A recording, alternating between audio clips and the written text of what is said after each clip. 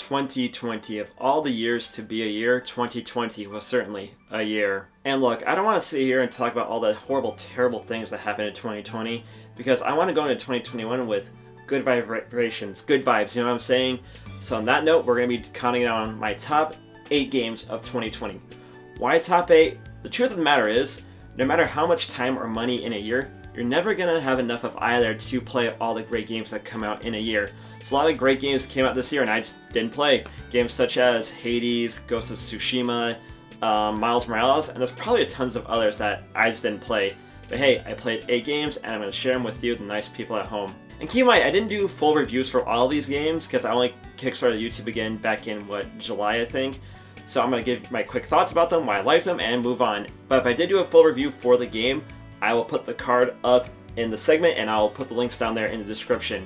Before I get into the list, please subscribe to the channel. That would really help the channel grow, and hit the bell because YouTube is wonky and people don't get notified whenever I upload a new video. And I'm very active on the social media, Twitter, Instagram at ZMains. And with that out of the way, let's get this list started with number 8. I don't have much nostalgia for Final Fantasy VII, so keep that in mind. And with that in mind, the remake was awesome. From the moment you start the game, it gets you right into the action, and you're having fun hacking and slashing away with the best of them. The world building is top notch. You really get to like the characters in 7, as well as the world of Midgar. It brilliantly subverted expectations, and I know not everybody was happy with the outcome of the plot. I am glad Square is taking a risk here with Final Fantasy VII Remake. And while I will say the last bits of the game do drag on a bit too much for my liking, but I digress. Final Fantasy VII Remake was a great ride, and I'm excited to see where this train ride goes. So who are you on? Are you Team Tifa or Team Aerith? I'm more of an Aerith guy myself, but let me know down there what team you're on in the comments. And subscribe, why don't you? Speaking of waifus, that's the perfect segue for the game at number 7. Sometimes a game's strong points are so strong they help overcome the game's shortcomings. That sums up Shin Sakura Taisen. While it doesn't have the best gameplay, it does shine in one category, perhaps more than any other games released in 2020: character. Everyone in Sakura Wars is a well-developed character with their own personality, flaws, and goals. With Kamiyama as your alter ego, you want to spend a lot of time in this Taisho-era Tokyo, getting to know the characters, the humans that make up Sakura Wars. Every character really sticks with you after you clear the main campaign, and it's always fun to go back to see how much of an idiotic fool Kamiyama can be. Sakura Wars is a great reboot to this classic series, and I cannot wait to see what Sega does with this historic franchise. Hey, just saying, Anastasia is really, really, really goddamn hot. Speaking of hot, that's the game at number 6. Here's 2020's Best Game No One Played award.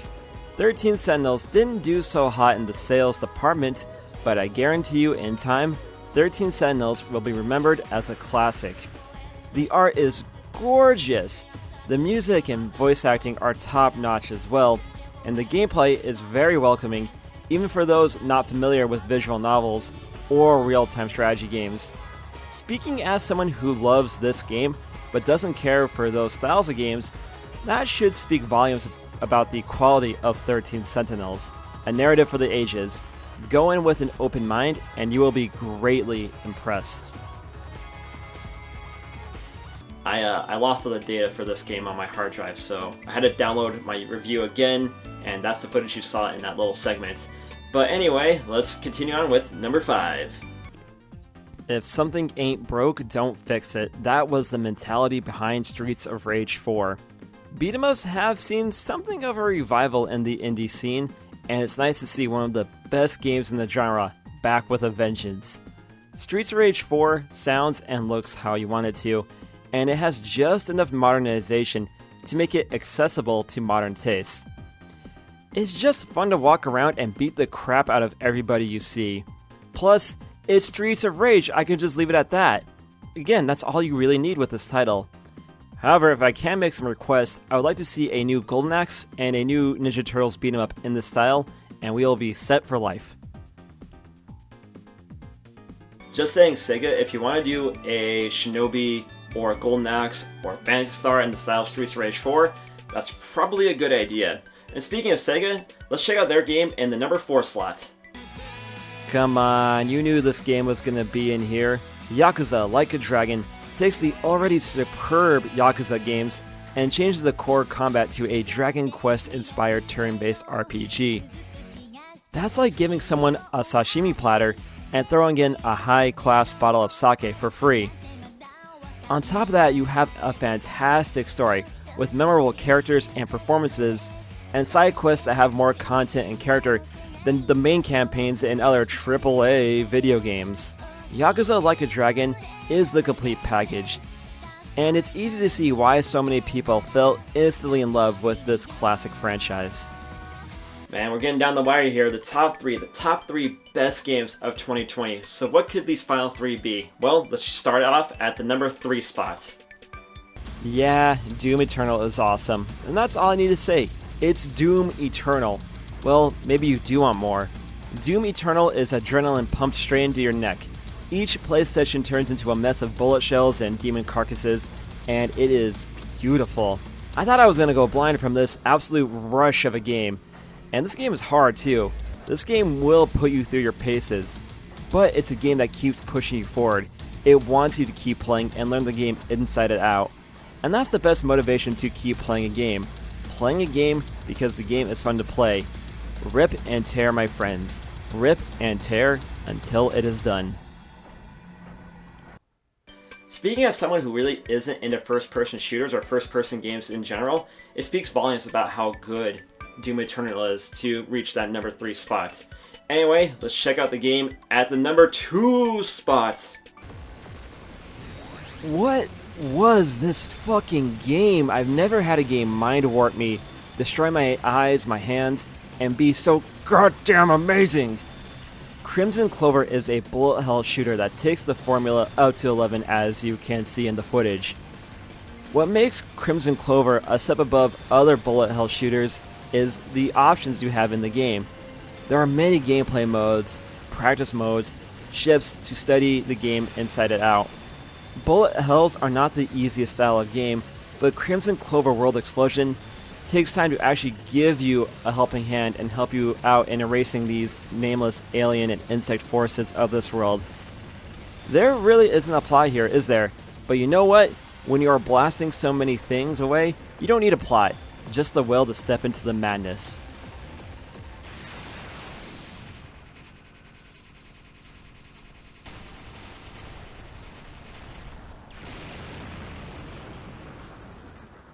Calm down off the bullet hell and let's focus. We have to get our chi in order for the game at the number 1 spot. The best game of 2020, in my opinion, is... I don't think Nioh II got as much attention as other AAA games this year, which is sad because this game is freaking amazing. For one, Nioh 2 is insanely deep. You can make your character look how you want and play any way you want to, whether you're tanking, using magic, or in my case, using a ninjutsu build with dual swords. There's a playstyle for everyone. And let's be frank here, Nioh 2 is a total waifu maker. Another thing about Nioh 2 is that the gameplay loop is perfect. Going out into these well-made levels, fighting numerous bad guys, it never got old. Even when things got difficult, and Nioh 2 quickly got difficult, the promise of getting better loot, as well as just getting better at the game, kept pushing me forward. And finally, that combat. The combat is so good and so satisfying in Nioh 2. I could slaughter demons and yokai all day, and I did thanks to being off thanks to a lockdown in April and May. Thank you, former Prime Minister Shinzo Abe. While all of this makes Nioh 2 a great game, what puts it into the top tier of 2020 for me is timing. You see, when Nioh 2 dropped, a lockdown started in Japan. I didn't have to go to work, all the bars and all the clubs were closed, I couldn't see any of my friends, it was just me and the games. Nioh 2 was the game I picked up during this time, and I played it until I improved enough until I could take on the big demons of Japan. It was a really rough experience at first, but a very, very, very rewarding one. Nioh 2 hit at just the right time in my life and helped me get through this uncertain time of 2020. A game coming in at the right time in your life will leave a big impact, and that's what Nioh 2 did for me. It's the game that helped me get through 2020 and the best game of 2020.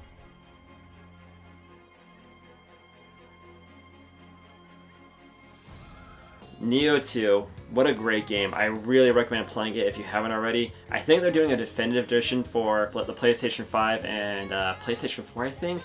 But so when that comes out, I recommend getting that, and it's a great game. Anyway, there's my list of the best 8 games in 2020. And because I didn't do one for 2019, I'll just quickly list my top 3 games from 2019 right now. Number 3, Daemon X Machina, really cool mecha game. Number 2, Astral Chain, really awesome action game from Platinum. And number 1, Dragon Quest XI, that's for the Nintendo Switch, really awesome JRPG. 3 great games, and I really wish I talked about them last year, but hey, life happened last year. So if you bought all these games, congratulations, you have a great taste in gaming. Maybe write a nice Z on the cover, and you'll be 100% Gucci. But yeah, I know 2020 has been a really rough year for a lot of people, and if you suffered this year, I'm really sorry. But I hope that my videos maybe helped you get through some dark times, maybe just a little bit of levity in your life, or maybe you've been following me on my Instagram and seeing all my wacky posts on there. I'm hoping that next year will be a better year and we can move forward together as people and really make the world a better place for everybody. We'll see what happens. Hopefully only good things. And you know what though? I'm gonna be here. I'm gonna keep making my content, and I'm gonna keep brushing the hair out of my eyes. So yeah, hope you enjoyed this video. Last video of 2020, and what a good video to end 2020 on. But anyway, guys, thank you for watching. If you're new to the channel, feel free to subscribe down there and hit the bell as well for notifications on future videos.